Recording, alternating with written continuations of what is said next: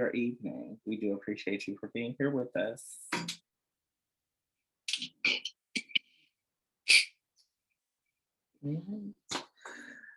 All right, well, good evening, everyone. Again, thank you for being here with us. My name is Kenneth Taylor. I am a part of the research group we are researching the impact of COVID-19. I will allow my three other colleagues, amazing colleagues, to introduce themselves. Christina Jones, Dana McCalla, and Brittney Venter. Before they go, I'll start first. I'm Kenneth Taylor. I'm a third-year doctoral student at the Howard University School of Social Work, and I hail from Memphis, Tennessee, currently residing in Washington, D.C. Hello, everyone. My name is Christina Jones. I am a master's student at Howard University, majoring in political science with a concentration in Black politics. I am originally from the gorgeous Prince George's County, Maryland, and I currently reside at Washington, D.C. Good evening, everybody. My name is Dana McCalla. I am a PhD student in the Department of Sociology and Criminology at Howard University. I am originally from Long Island, New York, and I currently reside in Washington, D.C. Good evening, everyone. I'm Brittney Venter, Howard University Social Work. I am originally from California, and I now reside in Washington, D.C. Thanks so much for being here tonight. Thank you, colleagues. We also have our director and project investigator with us, Dr. Elsie. Scott, do you want to say something before we get started? No, not really. I'll just say I'm the director of the Ron Walters Leadership and Public Policy Center at Howard University. And I'm happy that these graduate students have joined me on this project. We got a grant from the Bill and Melinda Gates Foundation to conduct the research. Thank you. Thank you, thank you, thank you. So to get right in, our presentation agenda is going to go as follows. We'll have an introduction with the overview of our project and the purpose of our study. We'll go over our literature review, our project hypothesis, the methods and the methodology that we use in our research project, give you a bit more about our study population, dive into and break down some of the trends that we thought were important in our preliminary findings, an overview of our continual study and our recruitment practices, and then we'll open the floor for questions and answers. So to get into our introduction and the purpose of our study, the Howard University Ronald W. Walters Leadership and Policy Center, in conjunction with the Bill and Melinda Gates Foundation, are concerned with the stories of HBC students that were not being heard, and if their stories are not heard, their issues will not be addressed.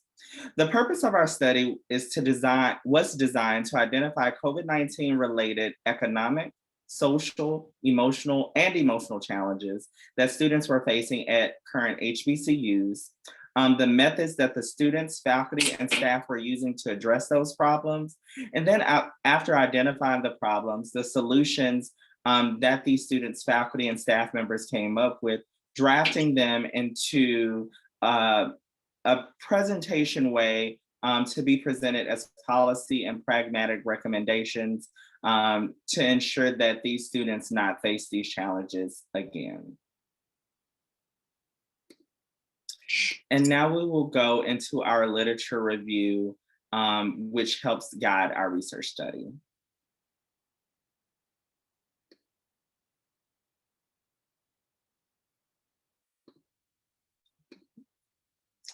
So college students' perceptions have been subject of inquiry for researchers for many years.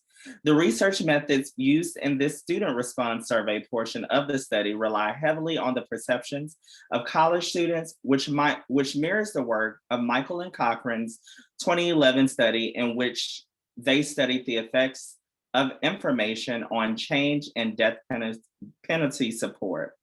In this study, Michael and Cochran used convenience sampling as the main recruitment tool, and the tool of their research was to understand assertion college students' perceptions of capital punishment.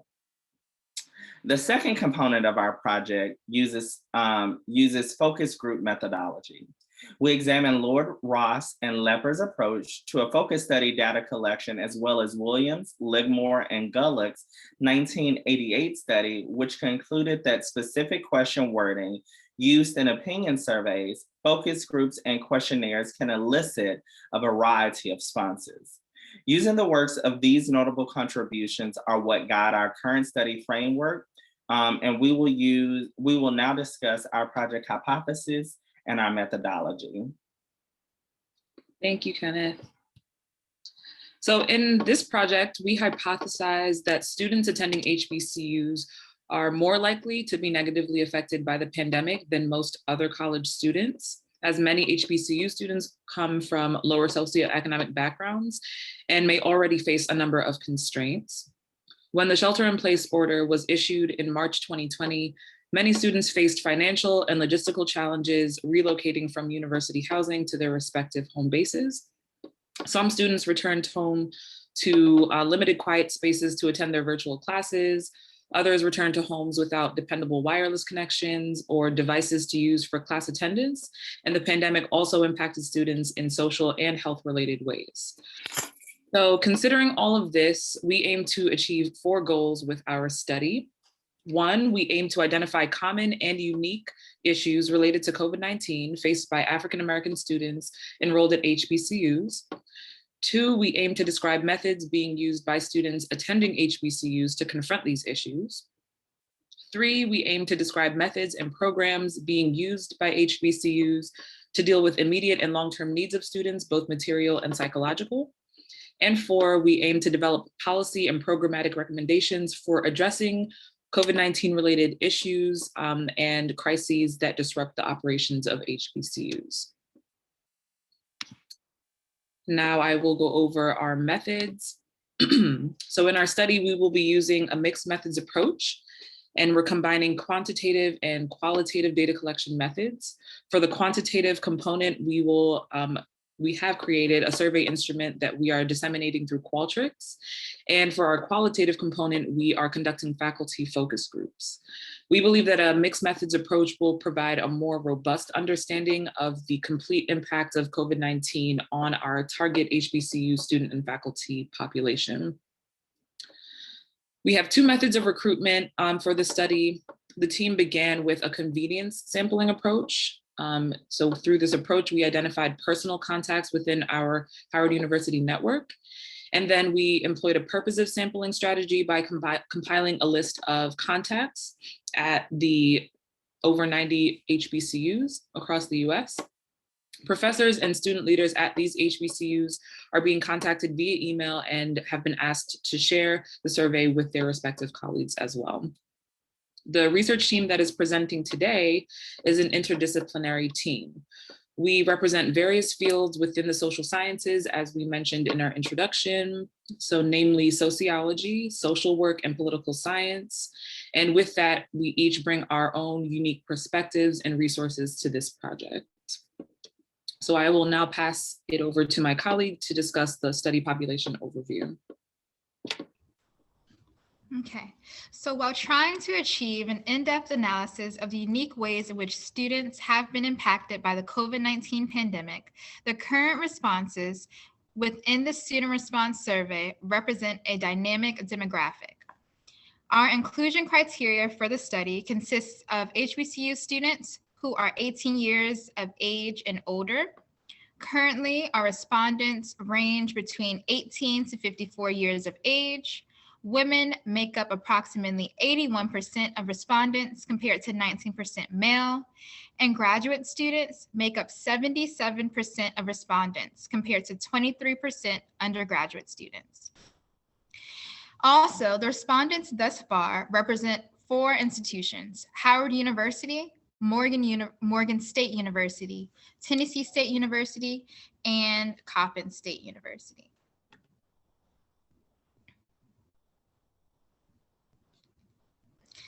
So now we will discuss some of the COVID-19 related trends within the 3 themes that we've identified for this study. We will be looking at the financial, educational, and social-emotional challenges that students attending HBCUs have faced or are presently facing.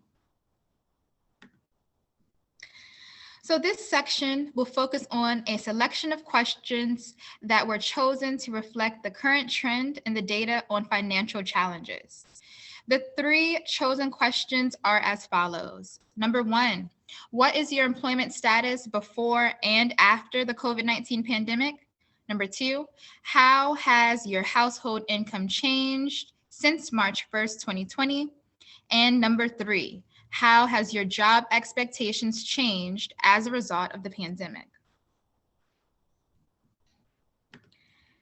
So while analyzing the employment statuses of respondents before and during the COVID-19 pandemic, the trend reflects no change in the employment statuses of participants who were employed part-time and doing work study. Participants who identified with working full-time reported a decrease in their full-time employment statuses from 32% before the COVID-19 pandemic to 22% during the COVID-19 pandemic. Also, while the unemployment statuses of participants increased from 18 the unemployment statuses of participants increased from 18 to 23%.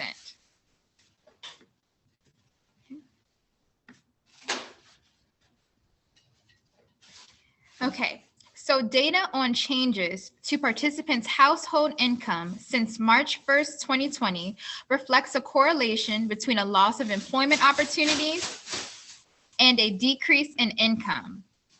Over 50% of respondents reported experiencing some form of income decrease compared to 29% of respondents who reported no change and 21% of respondents who experienced an income increase in some form.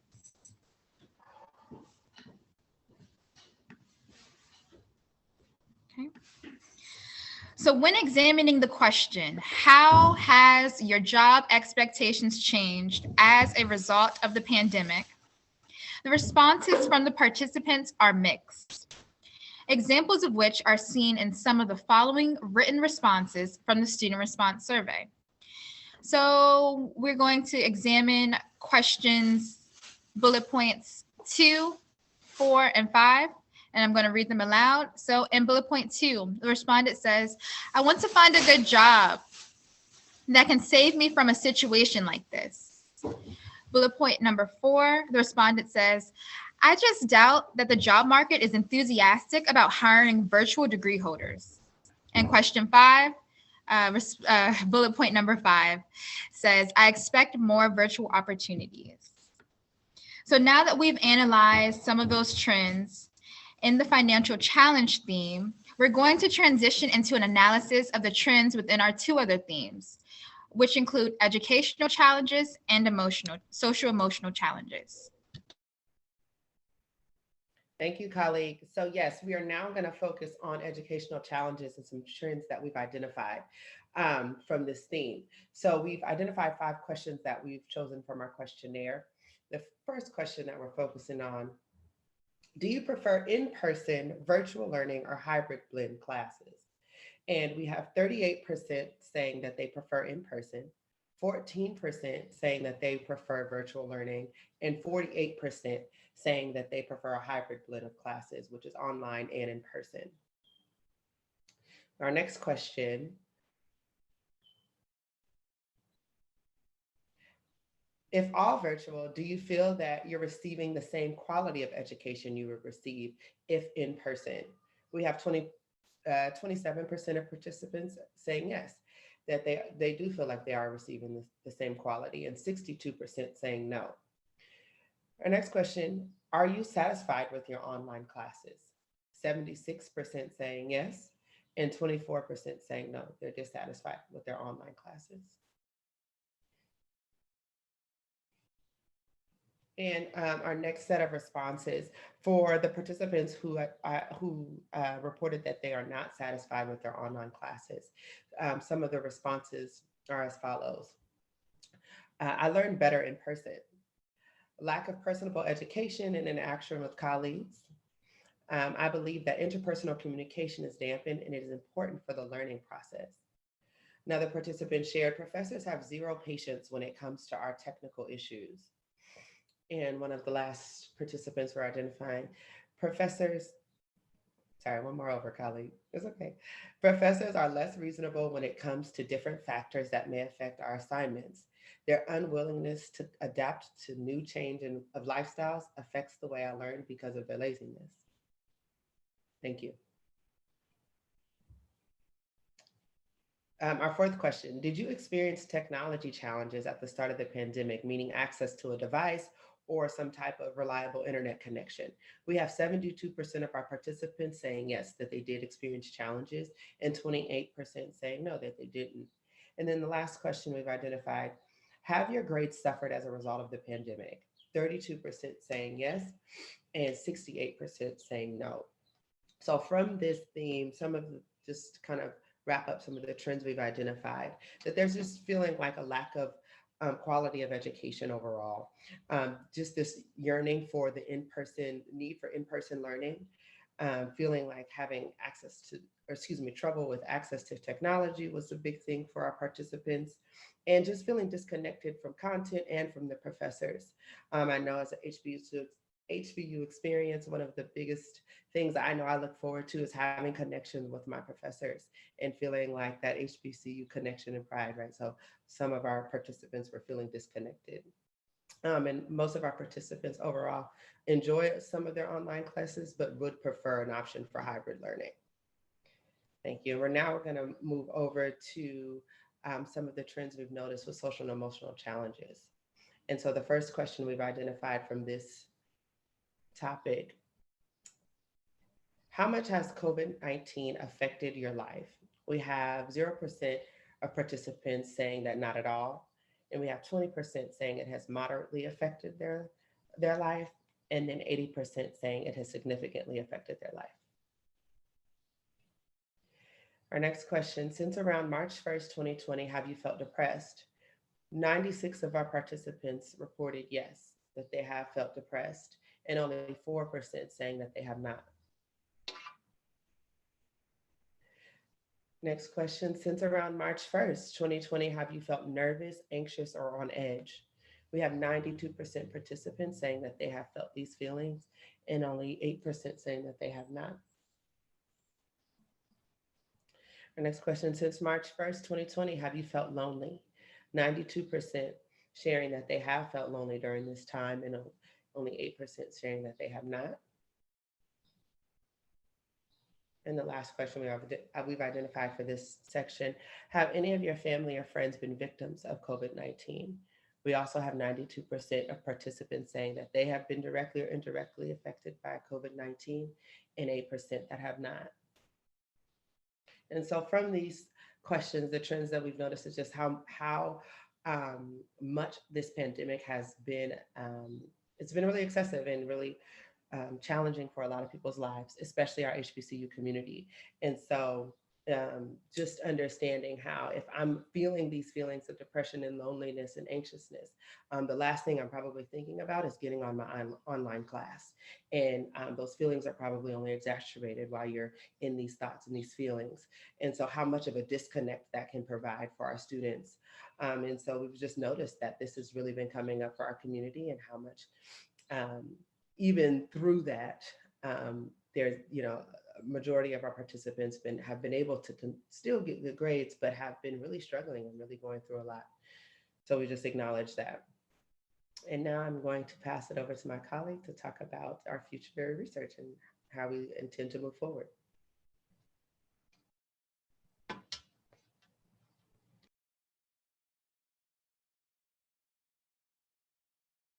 You're on mute, colleague.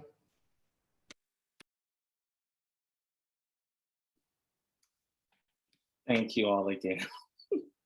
As we continue our recruitment for this study, we are seeking students who attend any and all HBCUs and who are 18 years of age to gather information about their continued impact of the pandemic on their academics and the social, emotional, financial aspects of their lives.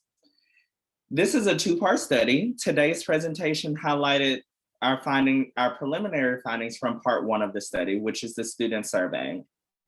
In part 2 of our study, we involved the faculty focus groups. If you know any faculty members that you think may be willing to participate and/or are a faculty member yourself and would like to participate or have any questions about the study, please, please, please email our team at covid19-gates@howard.edu.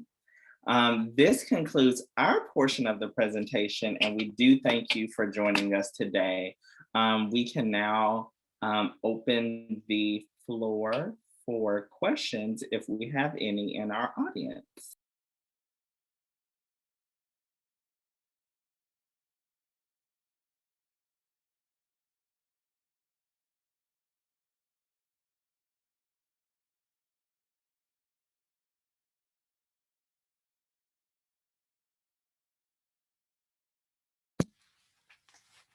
I'll start with the comment that this is very impressive so far.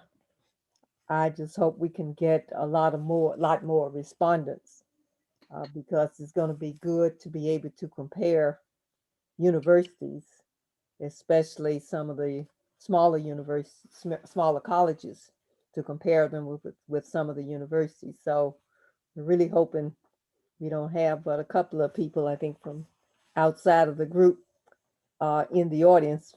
But if we can get them to go back to their universities and help us with recruitment, it would be very helpful.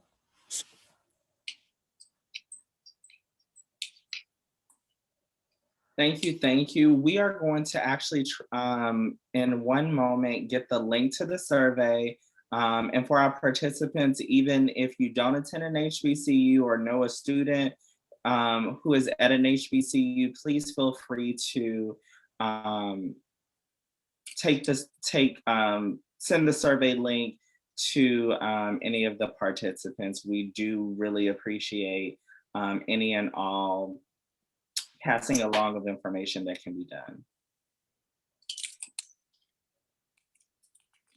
And thank you for all of the comments. I just shared the link with everybody. Networks. Echo. Is it still? Is it still there? Well, the link is there. Okay. Okay. Thank you, thank you. We will be hanging around for any questions. We do have the room until 6:30. We presented earlier and we had an expectation of 20 minutes. We didn't know that we would have a full length of time to ourselves. So we apologize for the conciseness of it.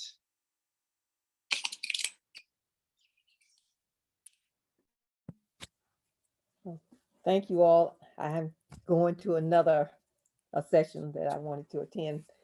I wasn't going to go, but then since you all finished so early, I'll go and check out that session. I don't know what happened to my undergraduate session. I saw one of my students pop. Oh, there's one of my students just came in now.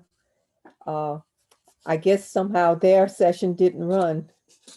So I've got to go and try to troubleshoot that. All right, well, thank you for joining us, Dr. Scott. Thank you, Dr. Scott. Thank you.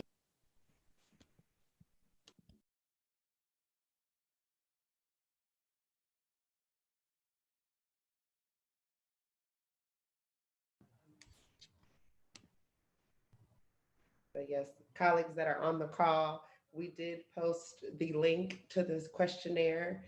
If you can share that with your networks, if you can fill it out, we would much, much appreciate it. This research is funded by Bill and Melinda Gates. And so we want to have this research as representative as possible. And so we really appreciate you filling it out and sharing it with your networks. Thank y'all. Okay, so we have some responses in the chat. One person asked, how has the pandemic impacted your personal journey as HBCU students?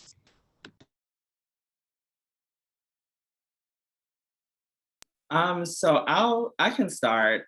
For me, it was as a graduate student who migrated for academic purposes. I was heavily on campus. So thinking back a year ago, I was a graduate resident assistant. I was over one of the largest dorms. And the pandemic literally happened during spring break or the week of spring break.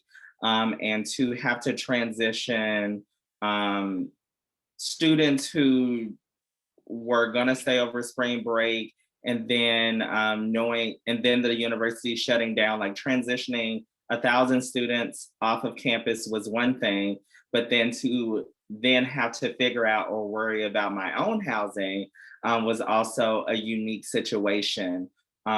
Between that and then working on campus, it was difficult. In my experience, I've been fortunate than some of my other colleagues because I was still able to maintain work. The university paid us to the end of the semester. Also had other grant opportunities that came either from my school or from mentors that helped transition me into the next academic school year and then figuring out housing from there.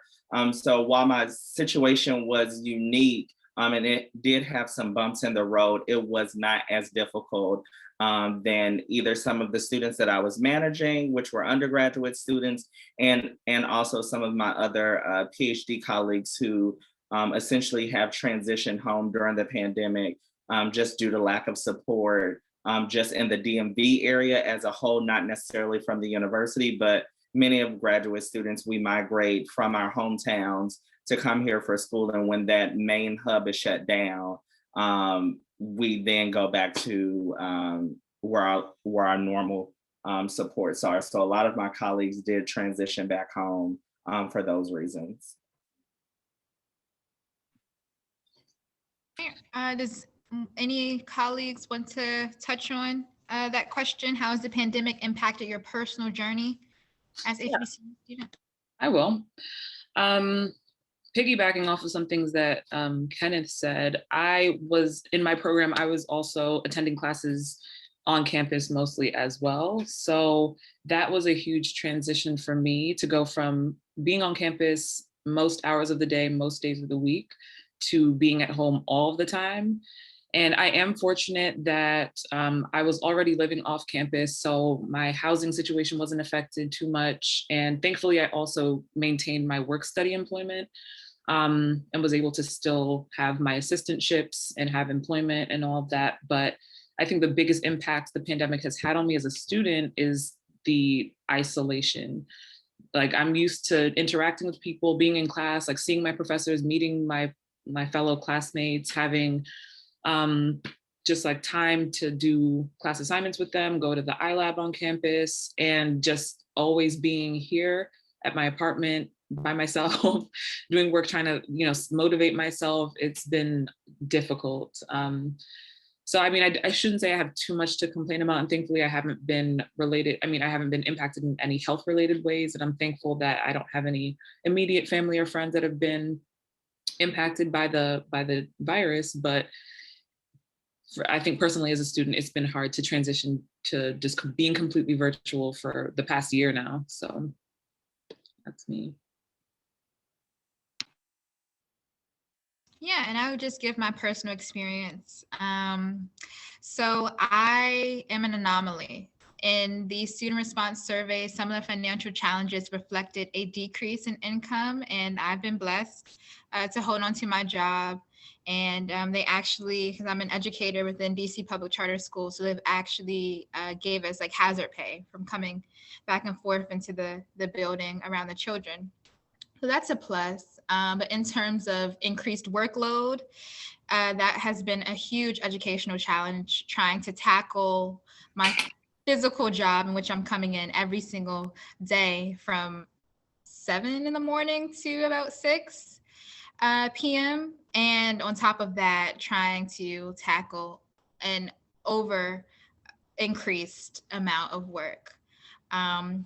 So yeah, Dana, would you like to add any, Brittney, would you like to add any suggestions before we move on to the next question? Yeah, I concur with what my colleagues have shared. As a doctoral student, I, was transitioning off of being on campus as frequently. But I experienced a lot of what I think a lot of us did was the Zoom fatigue and feeling like really isolated. I live alone and my family's in California. And so feeling really disconnected and feeling really isolated. So really, I think agreeing or, with some of the participants feeling that the moment of like loneliness and not, really being connected to people. So that definitely came up for me as well.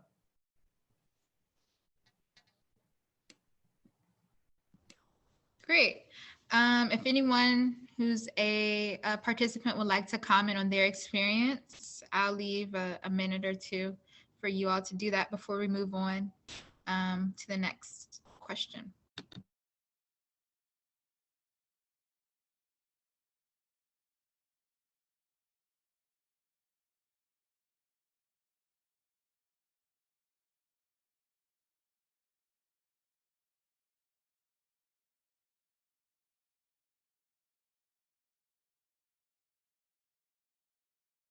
All right. So the next question is, someone commented, I'm somewhat surprised at the high percentage of people who identified as being depressed, anxious, and it makes the sense that the percentage correlated with those who directly were affected by the virus. So can anyone touch on that comment? Yeah, I can share a little bit. And I agree that when we were just noticing the high numbers and the trends in seeing, okay, there's a high prevalence of people who are having feelings of depression and anxiousness, also related, right, to those who are feeling or who've been affected by the virus. So I appreciate you making that correlation and seeing that we're also noticing that as a trend. And so wanted to bring it to our attention. Our research is just getting started. And so just noticing that right off the bat really goes to show how much this is affecting the overall just mental health and the just overall wellness of our community. And so I appreciate you bringing that forth because we also see that trend.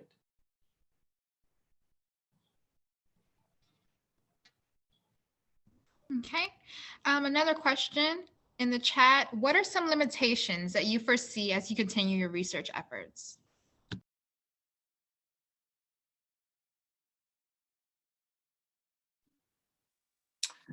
I can start. I think one of the biggest limitations is truly trying to get a well-balanced and diverse response among all HBCUs.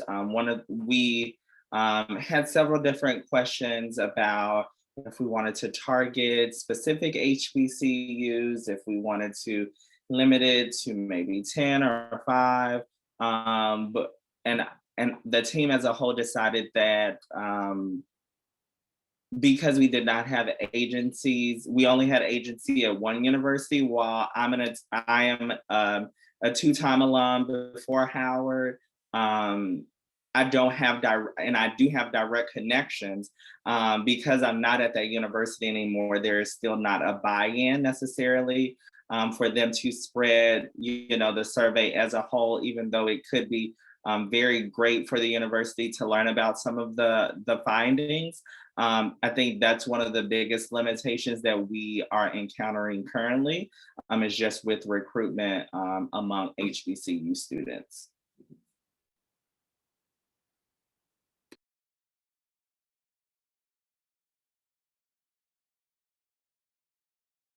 Perfect. Well said. Another question that just pops to my mind. What was the reasoning behind making this research HBCU specific?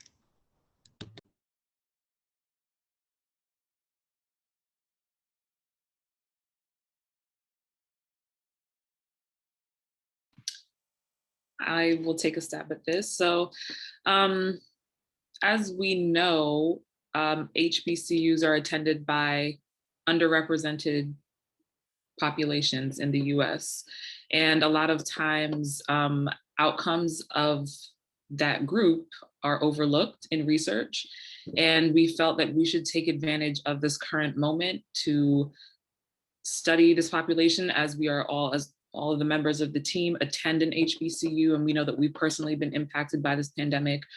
We felt that we could take on a project like this as we've been personally affected, but we also see the value of seeing ourselves represented in research and accurately capturing how we're being impacted by something of this scale. So I think it has personal importance for us, but yeah, I think, yeah, on a larger level, the pandemic is affecting all college students across the US. And so I think just looking at college populations is valuable, but the HBCU population, I think, definitely deserves to be documented as well. So that's what I would say in response. If anyone else wants to add in.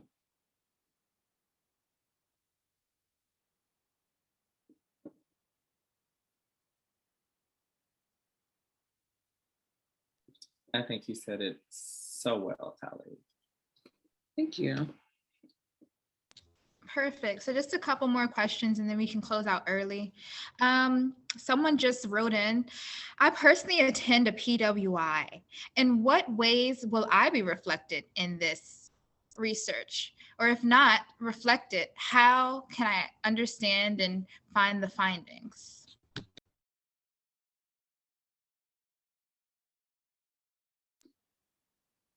So that's a great question.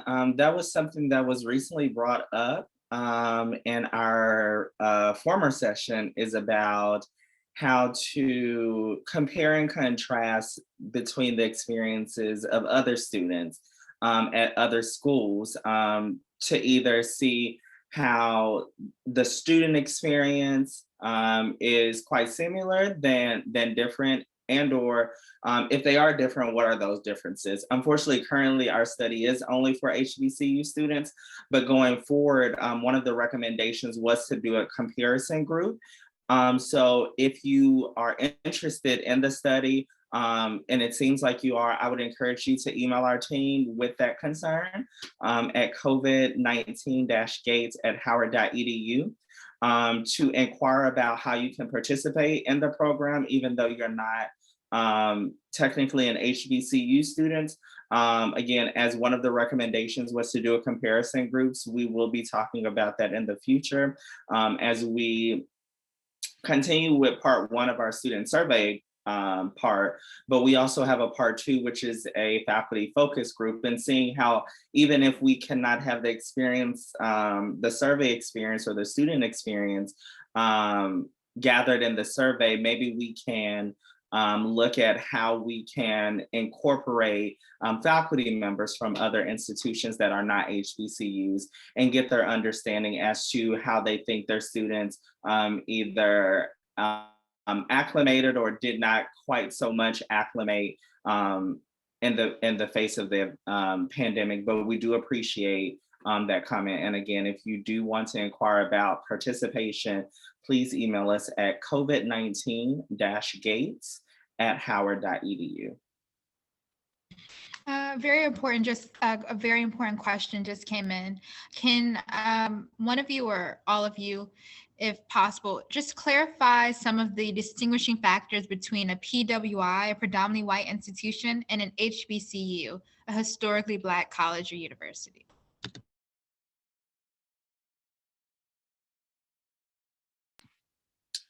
Well, aside from the distinction between the population, so students that attend PWIs, predominantly white institutions, just the demographics there are predominantly white, as the name says. And at HBCUs, there's a diversity of students of color, but it's predominantly African Americans and Black students, I would say. So that's the major distinction. But if I'm being honest, I think we also know that a lot of HBCUs don't receive as much resources as a lot of PWI institutions. They're generally smaller and have private funding. This is not like generally across the board, but for people that I know that attend HBCUs and just like knowing historically what I know. The resources are not the same typically at those institutions, but those are the major distinctions. Feel free to join in, my colleagues. Feel free to add any other distinguishing features you think are there. Dana, I think you were doing a great job. From a historical point of view, HBCUs were started by charities, a lot of them by Christian organizations, and most HBCUs started off as just colored schools. After the Civil War, a lot of them then became incorporated through different school systems, and then that's how they were chartered into either colleges, freed slave schools, and then they evolved to colleges, and then the university status, versus other universities were already incorporated, but did not admit descendants of slaves. Black people, African American. So that's how we get the distinction between PWI, or predominantly white institutions, which is a term or colloquialism typically used in the HBCU world, versus it just being a college. Because beyond, Vanderbilt University or Bryn Mawr, any of those other schools are just who they are, versus the distinction is because there was a separation of educational ties during those specific times. That's pretty much what it is. Thanks for adding that. That's good context. Okay, so we have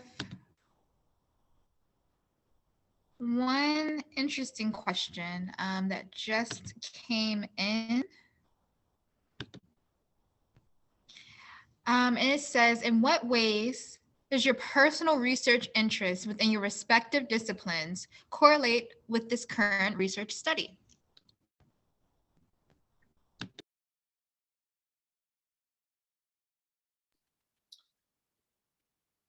My last time speaking now, I'm just playing. So for me, my research interest is particularly in the mental health avenue. So currently not only working on this grant, but I work on another grant through SAMHSA, in which I do an 8-hour mental health first aid course, which is teaching or educating during psychoeducation to paraprofessionals, people who are not clinical, who are not licensed, but deal with the general public in those charitable ways on how to engage and interact with someone who may be in mental decompensation or be struggling with a mental health issue. And so for me, truly understanding how COVID-19 has mentally impacted students was very important to me, because again, I've went through as a graduate student, as someone who has the knowledge, the education, still going through, or found myself going through, challenges that truly hindered my mental capacity in a lot of ways. So just looking back a year ago and starting with the week of, there was mass hysteria. I had to be one of the frontline people for 862 residents plus 24 staff members. I did not have a spring break, and then immediately had to go back into the class setting. Very depleted, very unbalanced. And then figuring out a new normal for the new semester was quite difficult as well, because people were still not settled in truly what the pandemic was going to be. And so that mental part, it's now a year later where it's truly just hitting me that we are still in a pandemic, that nothing has necessarily changed.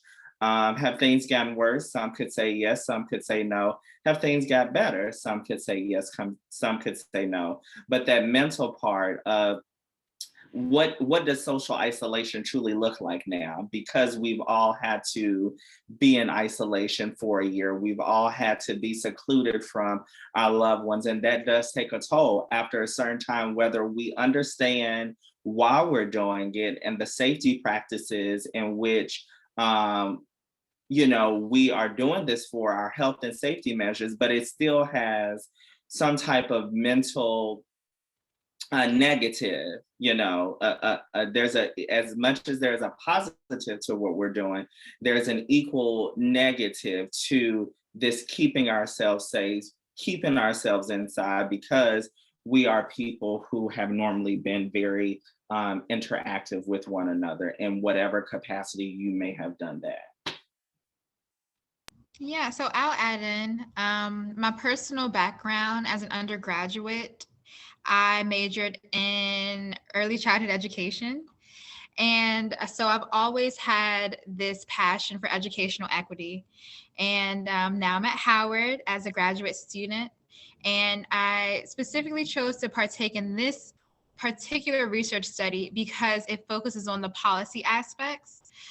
And it also focuses on avenues to create educational equity for HBCU communities who have been impacted by the COVID-19 pandemic and who have oftentimes had their voices silenced because they don't represent the majority of college students with whom specific studies deem to have like their opinions worthy.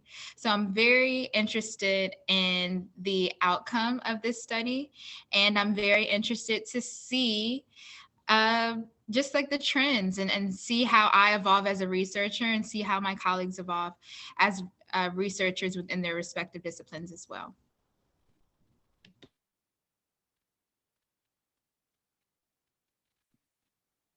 So I can add that my research in sociology focuses on Black immigrants that live in the US. And I also study the second generation, which are the children of immigrants. And I'm interested in different aspects of their assimilation process. So how they're integrating into US society and just tracking different outcomes, whether that's health outcomes, political engagement, professional outcomes, academic outcomes, really anything that involves their assimilation process. And I feel like I was drawn to do this study because there are many immigrant students and international students and also second generation students that attend Howard. I think seeing how their experience with the pandemic was as a component of this project would be really interesting. Maybe that could be an extension once we finished, collecting our findings. But I've done other research projects on underrepresented groups. I've always been interested in research on Black populations.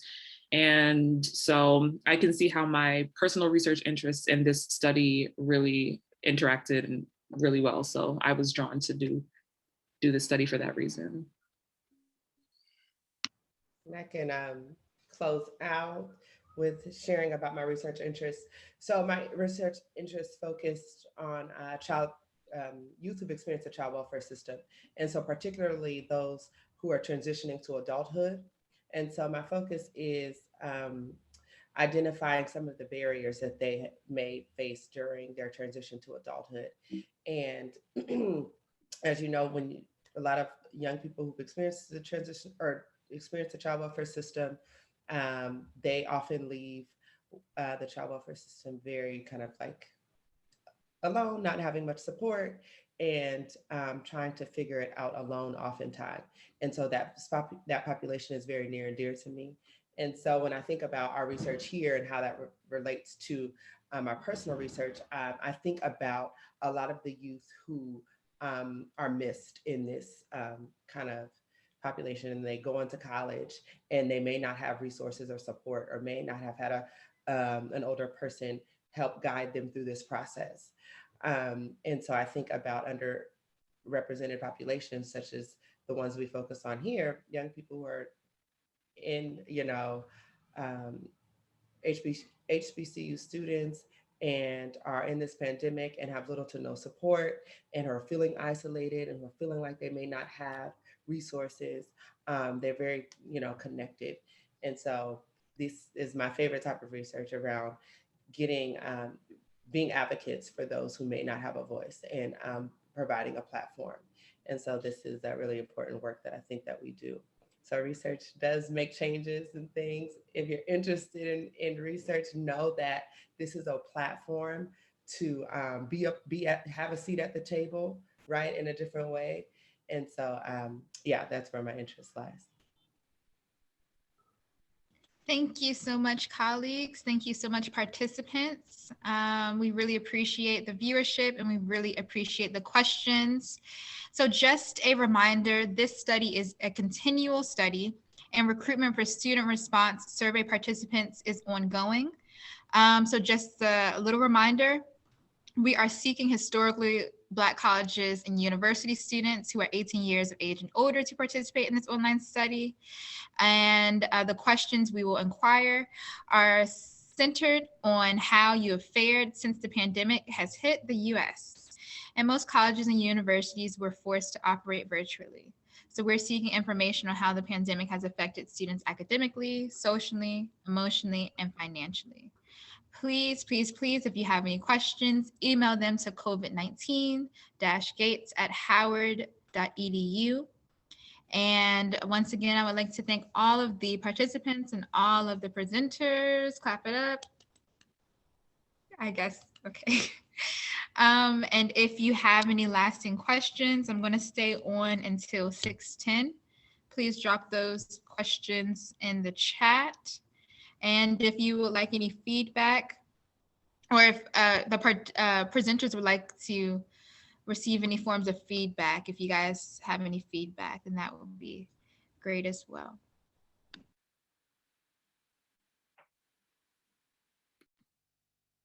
No feedback, but I appreciate all the questions that were asked. So thank you for those who are here and thank you for asking questions.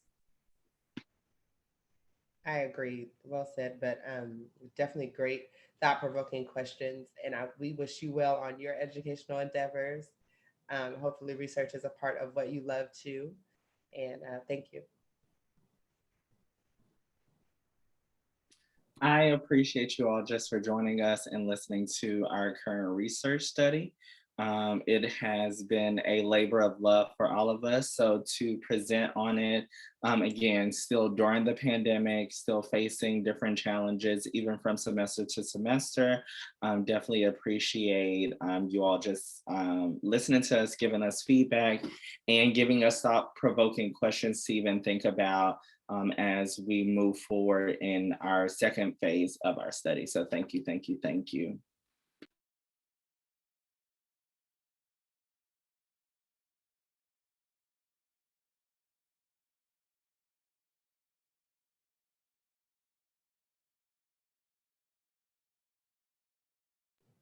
Thank you. I'm transitioning, colleagues, but thank you so much. And I'll see you all soon. All right, it is officially 6:10. Once again, thank you all for participating in this research presentation. If all hearts and minds are clear, I wish you all a great rest of the day. And I'm going to end this session. Have a good one.